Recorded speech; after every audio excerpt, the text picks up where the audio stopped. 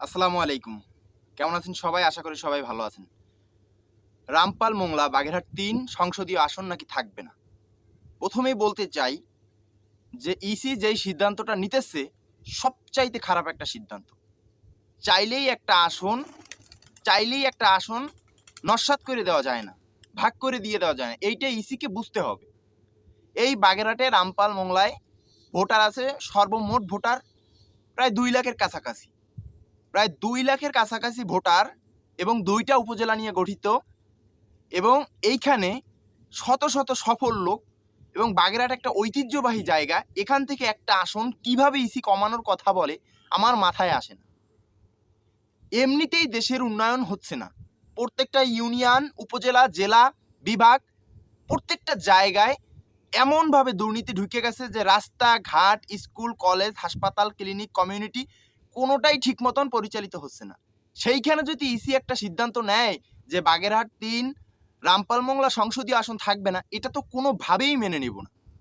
এই রামপাল মোংলায় বিরোধী দলমত থাকবে, বিএনপি থাকবে, জামাত থাকবে, এনসিপি থাকবে, চরমনাই থাকবে, গণ অধিকার পরিষদ থাকবে, সব দল থাকবে। কিন্তু এই সংসদীয় আসনটাকে আপনারা বানচাল করে দিবেন আর আমরা বসে থাকবো, তা কিন্তু হবে না। রামপাল মোংলার জনগণকে কাঁধে কাঁধ মিলাইয়া আন্দোলন করতে হবে শক্ত হাতে। শক্ত হাতে যারা রামপাল মোংলায় যারা নেতৃত্ব দেন, যারা লিডার আছেন, নেতা, আপনাদের কাজ কি হবে? আপনাদের কাজ হবে অনুপ্রেরণামূলক।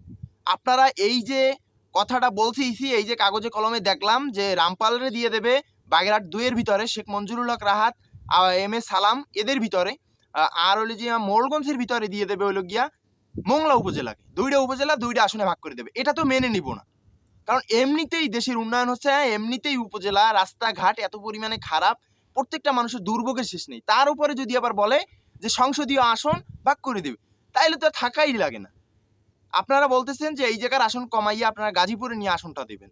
গাজীপুরে নাকি ২৫ লক্ষ ভোটার। আরে বাবা, গাজীপুরে যদি আসন বাড়াইতেই হয় তাহলে অন্য জায়গা দিয়ে আসন নেন না। বাগেরহাট থেকে কেন আপনি আসন নিতেছেন?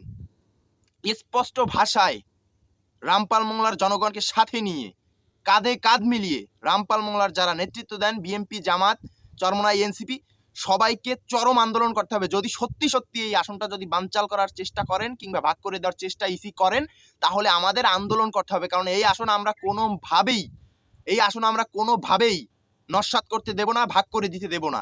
কারণ আসনই জনগণ শক্ত হাতে এটাকে প্রতিহত করবে। আন্দোলন যেভাবে দরকার, যেভাবে পরিচালনা করা দরকার, যেভাবে উদাহরণ রাখা দরকার, যা দরকার সব করতে হবে। কিন্তু এই আসন ভাগ করে দেওয়া যাবে না, যাবে না, যাবে না। এটা রামপাল মোংলা আপমার জনতার প্রাণের দাবি যে এই আসন ভাগ করে দেওয়া যাবে না। এটা অন্যায়, ঘোর অন্যায়। কারণ আসন ভাগ করে দেওয়ার জিনিস না। এখানে জনসংখ্যা আছে, এখানে ভোটার আছে লাখ লাখ। এখান থেকে আপনি কোনোভাবেই এই দুর্নীতি, এই অন্যায় করতে পারবেন না। এটা আমাদের রামপাল মোংলা প্রাণের মানুষের দাবি। আজ এ পর্যন্তই। আল্লাহ হাফেজ।